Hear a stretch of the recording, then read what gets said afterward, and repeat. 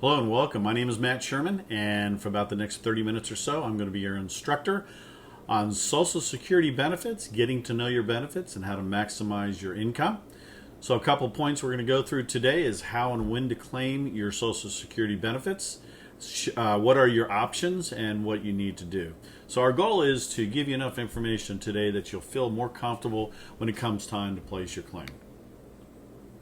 Like I said, my name is Matt Sherman, and for about the last 25 years, senior benefits have really been my forte. I go out into the community and talk to people about not only Social Security, but about Medicare supplements, talk about long-term care and transitioning to retirement and how to protect your retirement assets in this volatile market with safe money solutions.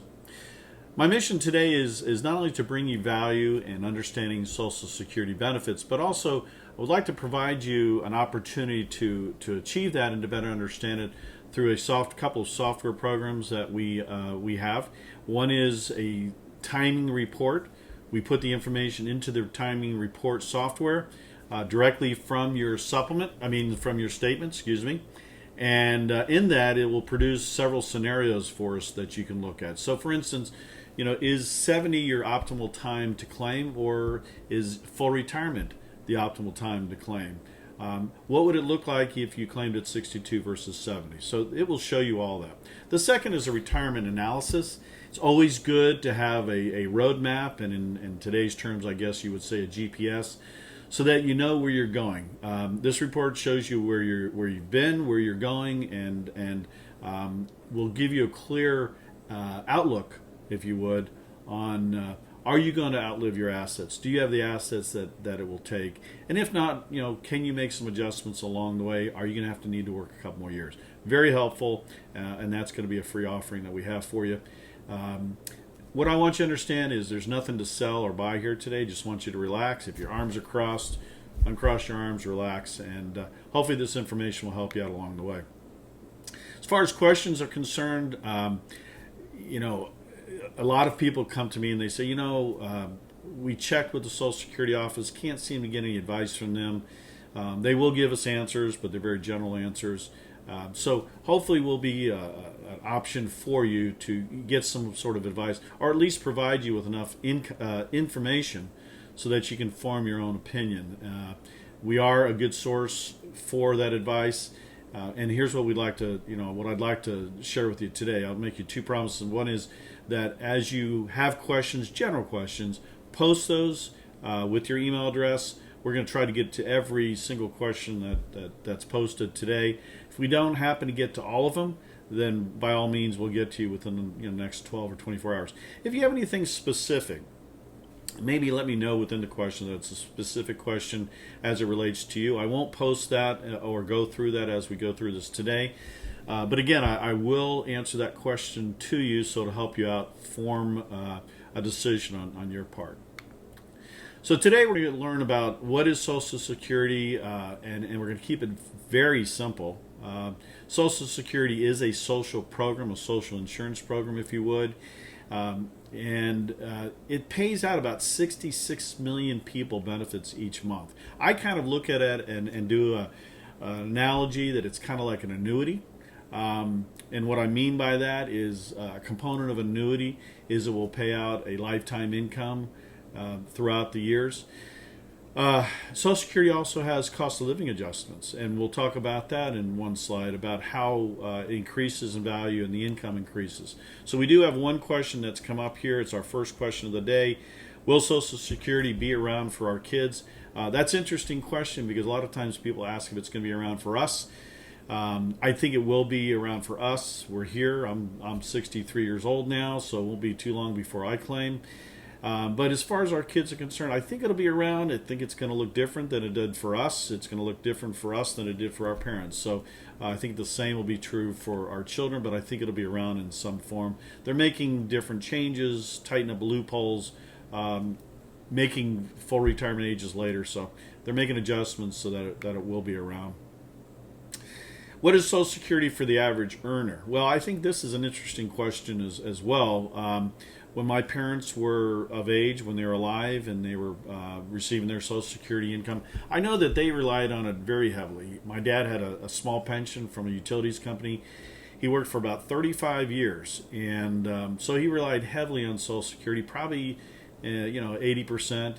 And the other 20% from the pension. Nowadays, look at the numbers. We can only depend on Social Security for us for about 40% of our income in our retirement years. The other 60% needs to be made up from retirement plan distributions, savings, annuities, brokerage accounts, the income that those bring in. And the interesting thing is really nothing has changed. Social Security themselves say that we're going to need about 80 to 100% of our income, our pre-retirement income, to be comfortable in living in our retirement days. So there's multiple claiming strategies when it comes to Social Security. That's why that claiming report that we can do for you is so very important. There's 81 age combinations, 567 sets of calculations, and if you make the wrong decision, if you don't claim at the correct time, especially when it comes to a spousal couple, it can make all the difference as far as over $100,000 in difference as far as benefits that you're going to receive over a lifetime. So here's another question. Are we going to talk about working after claiming Social Security? We are, and it's going to come up in a couple slides, so if you'd be patient, we'll get to that in just a minute. So they did a Gallup poll a couple years ago, and the main question they were asking is, what is the main concern within the retirement community? And bar none, the number one answer was, will I outlive my money? Will I outlive my money? 46% of the people said that they were concerned about it. Another 40% or so were very, very concerned. So when you combine those two, over 86% of people had some level of concern whether they were going to outlive their income in their retirement years. Pretty staggering. So Social Security was enacted by President Roosevelt back in 1935, and what I find interesting about this slide is that life expectancy at the time was 63, and Social Security became available at 65. So that's not a misprint. Those numbers are factual. And the plan at the time, based upon life expectancy, was that here's a social program we can help people out with in their retirement years. And it'll be for those people that are lucky enough to live beyond the life expectancy of 63, 64, 65. And so, history has shown us that, we live longer by far than people were living back then. In fact, if we look at optimizing benefits, it's very critical to make sure that you get it right. In 2010, there was roughly 54,000 people over the age of 100. Now, the bad news, guys, is about 17.2% of those were men. The rest was made up of women, 82.8%. But the bad news is that even today, women, it just hasn't been brought up to the same level. Women are not making the same amount of money that men are. So it just becomes more important that, God forbid, if it shows on the numbers that women are outliving men. So if you look at that and say, okay, men are making more money, so their Social Security check is going to be higher traditionally, then it's all that more important to make sure you maximize that benefit for your surviving spouse. So if we looked at the numbers, life expectancy for a 65-year-old male is about 83 years old. Life expectancy for a 65-year-old female is 85 years old. And the chance of one spouse outliving the other or living to age 97 is 25%. So pretty remarkable. So I mentioned earlier about some changes, some loopholes have been tightened up. The Bipartisan Budget Act of 2015 worked hard at trying to achieve some of that. The full retirement ages were adjusted. So now, there's different full retirement ages for different people born in a certain month and a certain year. The Budget Act mostly affected people born after January 2nd, 1954. They tightened up some loopholes like the restricted application benefit and a few others. If it's something that you feel is important, that how does it affect you based upon you and your wife's birth date, I've provided the Social Security website there. You can go on there, look up the Bipartisan Act, and just go through it and see how it affects you. So when we talk about will it be enough, will the money that you've been fortunate enough to accumulate over a period of time, is it enough? So I'm going to go through a couple things here just to kind of point out what I mean by that. Social Security, we have that. We've gone over that. We know that we have that available to us. Whatever savings we have, what have we been able to build up? And then we have retirement plan distributions, annuities. So when I say is it enough, let's think in terms of, let's say you have $1 million.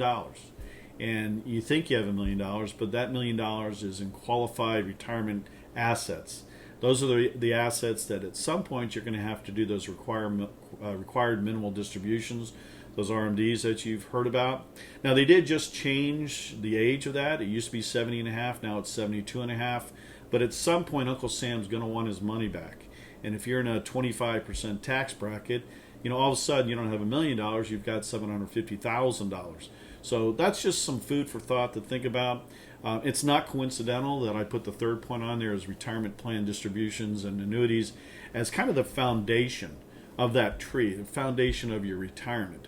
So kind of take a look at it that way and say, okay, those are the assets I really need to protect and make sure that they're around to provide me the income that I need. And the fourth is other income sources when you retire. Maybe you have some rentals, you've got some income coming in. Maybe, based upon how things have gone, maybe you're going to have to work a second job. So you've got that additional income coming in to maybe work part-time and be part-time retired.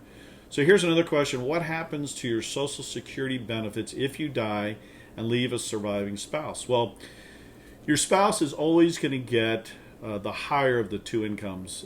She or he doesn't get to keep both checks coming in, but will keep and retain the higher of the two checks. So if that check that's higher happens to be the spousal's, that's the one that they're going to have. We're going to have a one slide that we're going to go over about that in just a moment as well. So earlier I made a comparational statement that Social Security is like an annuity, and it has that lifetime income, but it also has a rate of return, if you would, which is called the cost of living adjustment. Now, it's interesting, I think, that since 1975 when it was enacted, it's averaged about 3.68%. That's not bad. I mean, if we were looking in terms of a CD, it'd be really good these days. But as far as a rate of return, that's pretty decent. Some years it's been zero. If we look at 2016, zero. But then some of the other years, pretty decent. But like I said, over the last years that it's been in place since 1975, it's not done bad. About 3.68, not too shabby. So let's talk a little bit about claiming ages, and this is one area that bipartisan act that has been changed. It used to be that everybody claimed at 65 years old as the full retirement age. That has changed. The earliest age that you can claim is 62. Each year that you delay claiming, that amount will go up about 8%. So the difference between 62 and 63, so you're going to give yourself about an 8% raise, if you would. The latest age is 70. Now, no sense waiting until after 70. There's no benefit. So, at 70, go ahead and claim. You're not going to get any benefit by waiting.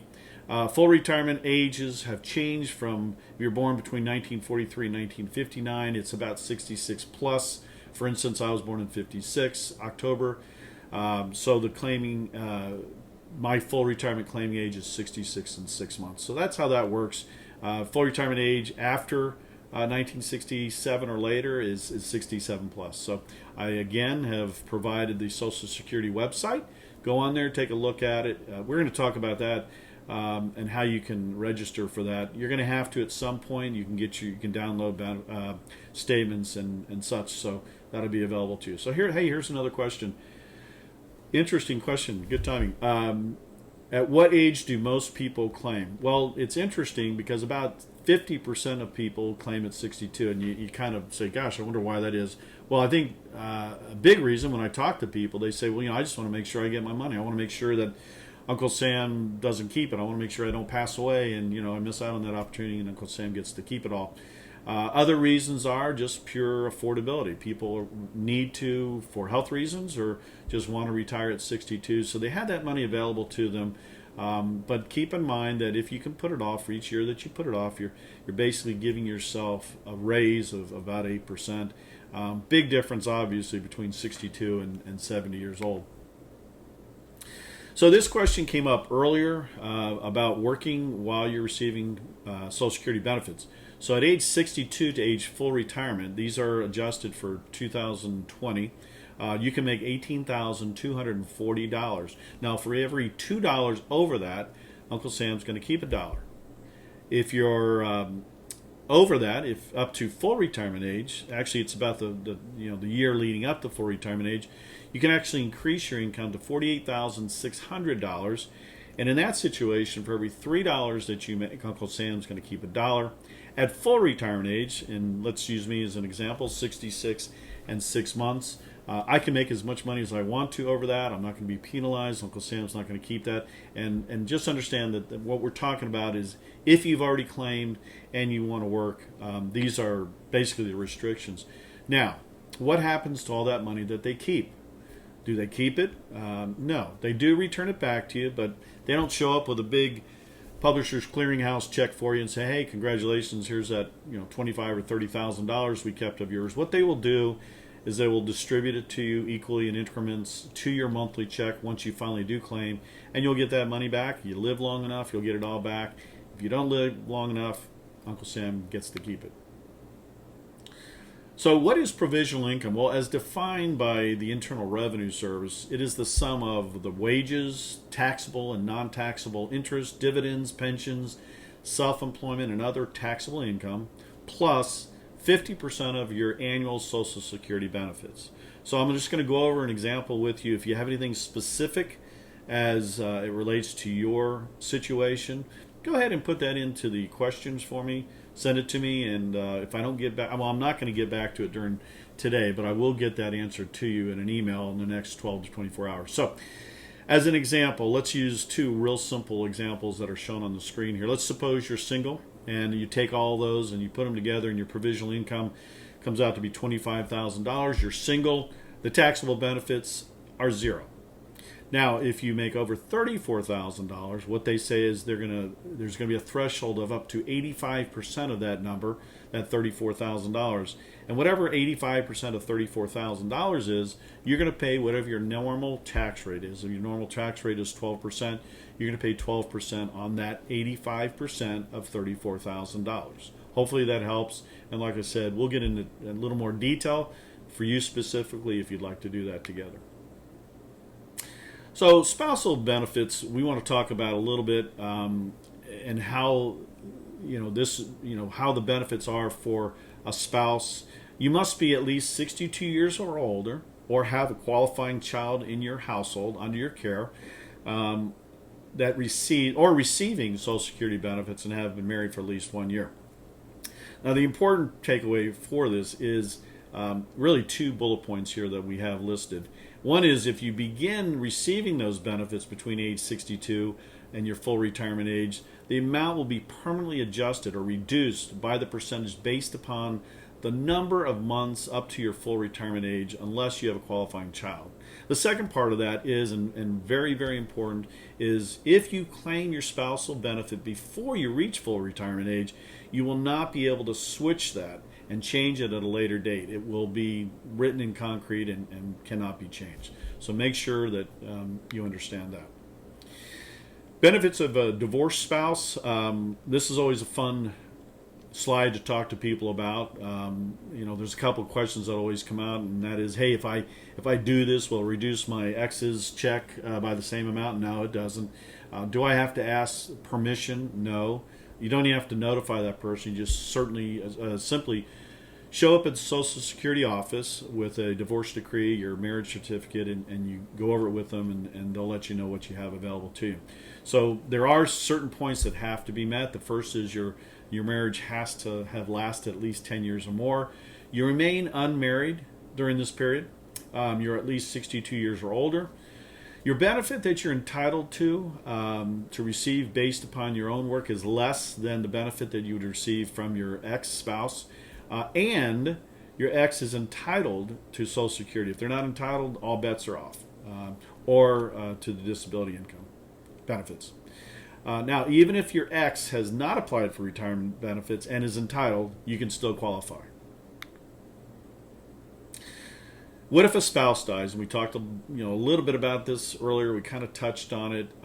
If you are widowed or you are a widower, unfortunately, you don't get to keep both checks that you're receiving with your spouse. But what they will do is you will always receive the higher of the two checks. Unfortunately, the other check goes away, but you will always receive the higher of the two checks.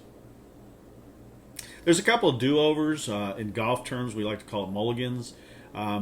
What happens if you claim at 62 and then realize that you made a mistake? Maybe you had a job that came along during that year, and you could make more money than if you were, receiving your benefits. You can actually delay it. This is the one and only time you can delay your benefits and do a do-over. So the rule is that during those 12-month period, you stop the benefits, you delay it, you pay back any money that you've received during that period of time. You delay it, and then you go on and you work or do whatever you want to do, and later on you can claim again at full retirement age or even at 70 if you want to. The second way of sort of suspending benefits is delaying benefits is suspending benefits. Now the way this works is, let's assume you've reached full retirement age, and same situation comes along. You have a job that you want to work, and you're like, wow, I just want to suspend my benefits. So you can, and what will happen is, as you suspend those, you're going to increase those benefits over the years as you wait. And let's say you wait between 66 and 6 months up until 70, your benefits are going to be much higher, right? So, there's some advantages to do that at 70 years old, same old thing. There's no sense of waiting beyond that. You claim at 70 and you have a much higher benefit. Before you make this decision, make sure you understand what you're doing and that you're able to pay those benefits back during that first year of being 62 years old. And again, it's always a good idea to have some sort of plan in place to understand this, a budget, whatever, so that you know that you're able to do it and you can afford to do it. I talked about this earlier, and I highly recommend that you do this. Even if you're 59, 60 years old, go online, register, set up your Social Security benefit account. Doesn't mean you have to claim or anything, but you can go on there and set it up. And what this will enable you to do is start downloading those statements so you know where you're at, and you can know what to expect when you're at full retirement age or at 62 if that's what you think you're going to claim. So it's available to you. It's simple, it's easy, it's quick, it's secure. No reason not to do it today. So hopefully mission accomplished. Hopefully we provided the information that you needed very generally. Just a couple more minutes here left. If you have questions that didn't get answered, or if you posted a question we didn't get to it, I will get that answered to you, I promised. But if you have any other questions or concerns that we didn't go over and you thought maybe we're going to get to it and we didn't, go ahead and post that down below. I'll leave the screen up a little bit longer. Get that up and with your email address, and I'll get that answer to you. So I want to remind you about the Social Security timing plan. This is something that I think is extremely valuable. I've done it for me and my wife. It's very encouraging and enlightening, so that you understand that why you would want to claim at full retirement or age 70 instead of 62. But it also can, concrete, if you would, why it makes sense to claim at 62, because that's what you want to do. The other is the retirement analysis that gives you that roadmap to where you've been, where you are, and where you're going in your retirement. We'll put all that information in together. If you're interested in that, maybe just post it down below with your email address, and I'll get to that and let you know what we need to complete that. So again, I hope this has been helpful. Hopefully we answered some questions you had today. If you, again, I hate to sound like a broken record, if you posted some questions, I promise you we'll get those back to you. I hope you've enjoyed the class and you have a great rest of your day. Thank you very much. I appreciate you being here today.